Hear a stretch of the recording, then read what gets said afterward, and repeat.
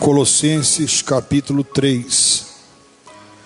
Nós vamos ler a partir do versículo 5, mas eu vou comentar aqui com você o início aqui do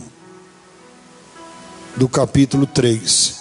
O apóstolo Paulo escreve essa carta. Ele está preso em Roma, cerca de uns 62, mais ou menos, 63 depois de Cristo. E ele recebe informações, como está essa igreja, e ele envia essa carta para eles. E ele diz assim, no versículo 5: Fazei, pois, morrer a vossa natureza terrena, prostituição, impureza, paixão, lascívia, desejo maligno e a avareza, que é idolatria. Por estas coisas é que vem a ira de Deus sobre os filhos da desobediência. Ora, nessas mesmas coisas andastes vós também noutro tempo, quando viveis nela. Agora, porém, despojai-vos igualmente de tudo isto: ira, indignação, maldade, maledicência e linguagem obscena do vosso falar. Não mintais uns aos outros, uma vez que vos despistes do velho homem com os seus feitos, e vos revestistes do novo homem, que se refaz para o pleno conhecimento, segundo a imagem daquele que o criou, no qual não pode haver grego, nem judeu, nem circuncisão, nem incircuncisão, nem bárbaro, nem cita, nem escravo, nem livre, porém Cristo é tudo em todos. Amém, gente? Daqui a pouquinho nós vamos ler mais para frente. Quando você lê a primeira parte aqui desse capítulo, que nós não lemos, do 1 ao 4, você vai ver Paulo dizendo o seguinte, que quando nós estamos unidos com Cristo, a primeira transformação que nós sofremos ou temos que apresentar é na nossa mentalidade, a forma como nós pensamos.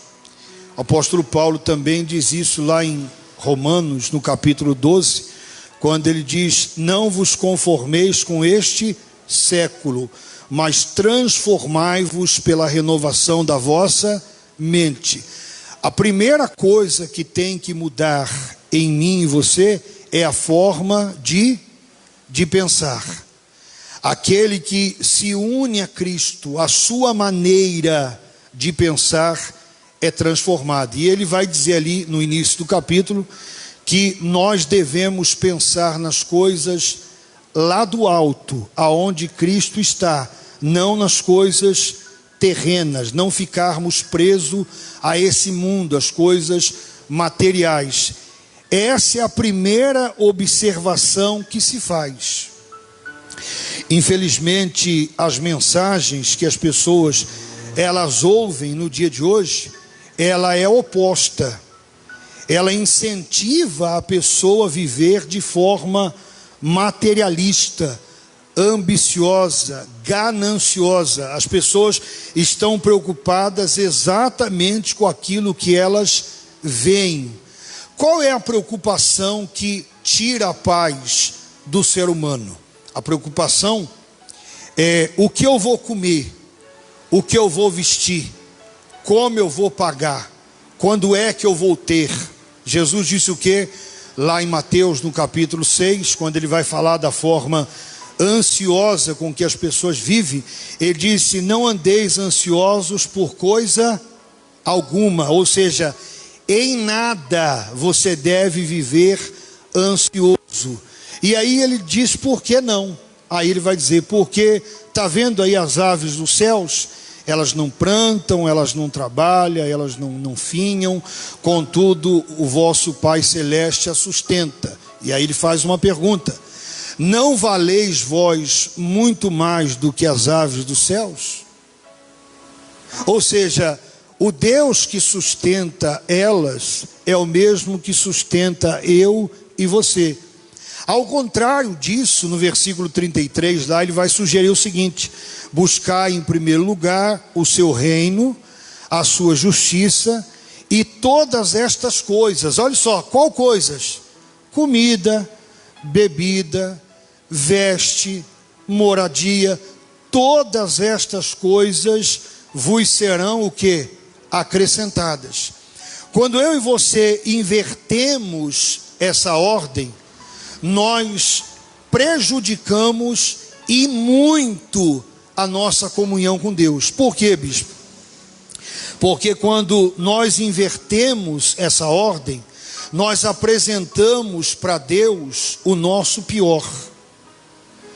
Todas as vezes que você inverter essa ordem, o que você fizer para Deus, você vai fazer o pior, porque você está cheio de ansiedade, de preocupação: como vou comprar, como vou pagar, como vou fazer, quando eu vou ter, e você vai se tornar aquela pessoa que só lembra de Deus para pedir. Toda hora você vai estar lá pedindo. Ué, mas eu não posso pedir? Você pode pedir. Quem dera as pessoas pedissem a Deus o Espírito Santo e a presença dele na mesma forma que elas pedem o que é material. Por que do material ninguém se cansa?